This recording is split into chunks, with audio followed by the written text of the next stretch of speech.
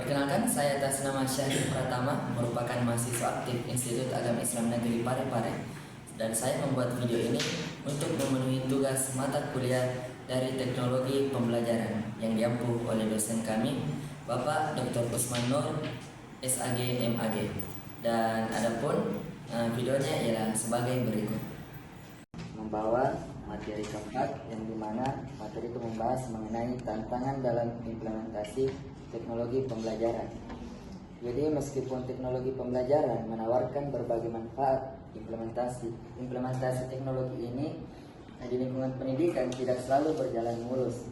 Salah satu tantangan utama adalah kesenjangan digital yang memisahkan siswa yang memiliki akses ke teknologi dengan mereka yang tidak.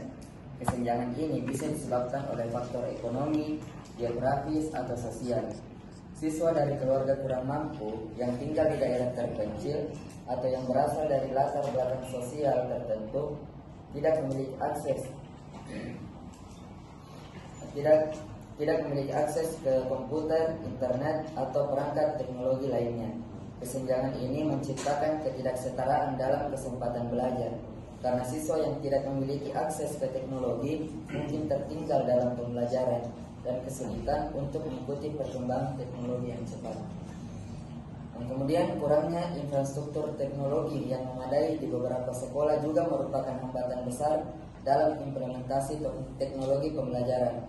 Koneksi internet yang lambat, kurangnya perangkat komputer yang cukup, dan kurangnya dukungan teknis dapat menghambat penggunaan teknologi pembelajaran secara efektif.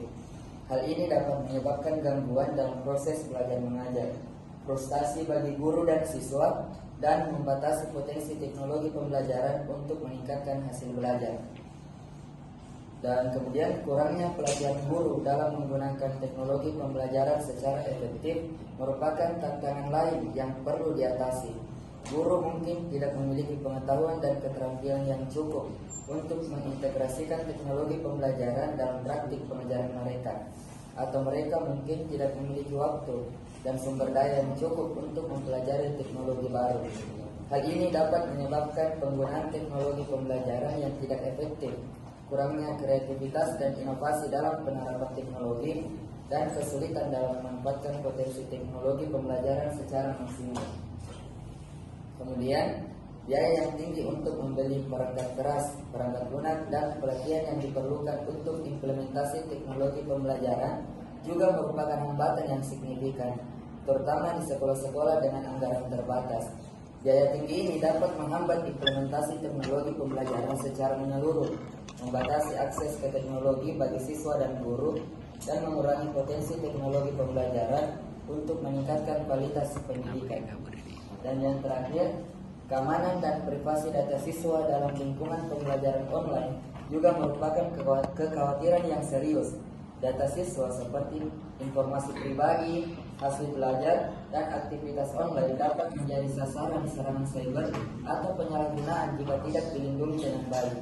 Hal ini menimbulkan kekhawatiran tentang keamanan dan privasi data siswa dan membutuhkan langkah-langkah yang kuat untuk melindungi data siswa dan memastikan bahwa teknologi pembelajaran digunakan secara bertanggung jawab dan etis. Dan demikian materi yang dapat saya sampaikan. Selanjutnya saya kembalikan kepada moderator. Ya baik, jadi saya akan menjawab pertanyaan yang telah diajukan oleh teman-teman, yang dimana terdapat 3 pertanyaan. Dan pertanyaan pertama diajukan oleh saudara Tasman. Adapun bunyi pertanyaannya ialah, bagaimana cara mengatasi tantangan dalam implementasi teknologi pembelajaran agar pembelajaran dapat berjalan dengan efektif dan efisien? Nah, jadi dalam hal ini bagaimana cara mengatasi tantangan dalam implementasi teknologi pembelajaran ialah yang pertama itu seorang guru itu dapat melakukan pelatihan dan pengembangan profesional, yang dimana tentunya dengan mengadakan pelatihan ini guru dapat memahami untuk menggunakan teknologi secara efektif. Kemudian yang kedua adalah infrastruktur yang memadai. Jadi tentunya dalam hal ini kita memerlukan infrastruktur ataupun akses yang memadai agar dapat dikembangkan lebih lanjut, sehingga dalam hal ini kita dapat menggunakan teknologi itu secara praktis.